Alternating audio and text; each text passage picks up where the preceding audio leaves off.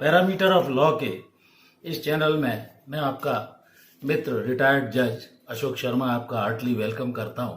आज मैं माननीय सर्वोच्च न्यायालय का एक मेडिक्लेम पॉलिसी के संबंध में आया हुआ अत्यंत अहम निर्णय जो पॉलिसी धारकों को काफ़ी लाभ प्रदान करेगा, उनके हित में है, इस चैनल पर वीडियो के माध्यम से आपको बताने जा रहा हूं। वीडियो काफ़ी इम्पोर्टेंट है, शुरू से अंत तक देखें। यदि चैनल पर अभी तक नहीं आए तो कृपया चैनल से जुड़ जाएं। सब्सक्राइब नहीं किया है तो प्लीज़ सब्सक्राइब कर लें। आने वाले आगे के नोटिफिकेशन को भी दबा लें, जिससे नए नए वीडियोस आपको मिलते रहें। अब महत्वपूर्ण विषय जो मैं बताने जा रहा हूं, माननीय सर्वोच्च न्यायालय ने अभी हाल ही में DY चंद्रचूड़ साहब और नागारत्ना साहब की बेंच ने एक महत्वपूर्ण फैसला मनमोहन चंदा के मामले में मेडिक्लेम पॉलिसी धारकों को एक कवच के रूप में गिफ्ट दी है, जो मैं आपको इसमें बताने जा रहा हूं। सुप्रीम कोर्ट ने सभी मेडिक्लेम पॉलिसी धारकों होल्डर को कवच के रूप में एक सेफ गार्ड दिया है, जिसमें कहा है कि सभी पॉलिसी होल्डर्स के क्लेम को कंपनी को जब वो मान्य कर लेती है तो बाद में उसको किसी हाइपर टेक्निकल ग्राउंड पे वो रिजेक्ट नहीं कर सकते। कौन कौन सी बात ध्यान रखें इसमें? सबसे पहले, जब भी आप मेडिक्लेम पॉलिसी लें, जिस भी व्यक्ति की मेडिक्लेम पॉलिसी ले रहे हैं, उसका मेडिकल चेकअप इंश्योरेंस के द्वारा यदि करा लिया जाता है तो बहुत अच्छा है। अन्यथा आप उनको बोलें कि हमारा सबसे पहले पूरी बॉडी का मेडिकल चेकअप आप अवश्य करा लें। यदि वो आनाकानी करते हैं तो आप स्वयं करा के उनको प्रस्तुत कर दें।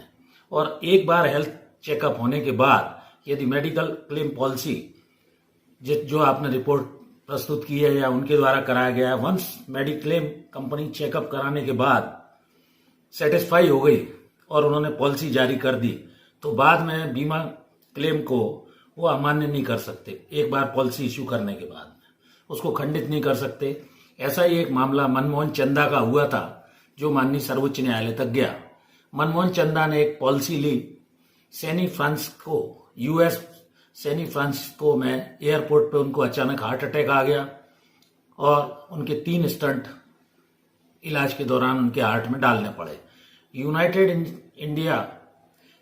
इंश्योरेंस कंपनी ने क्लेम को रिजेक्ट किया और ये कहा कि एक बार पॉलिसी, इसमें सुप्रीम कोर्ट तक मामला गया। सुप्रीम कोर्ट द्वारा ये कहा गया कि जब एक बार बीमा कंपनी पॉलिसी जारी कर देती है तो उसके रिजेक्शन का प्रश्न नहीं उठता। बीमा कंपनी की ओर से यह कहा गया था कि उन्हें डायबिटीज मेलाइटिस 2 था, जो उन्होंने डिक्लेयर नहीं किया था बीमा पॉलिसी लेते समय। वो एक रिस्क फैक्टर था।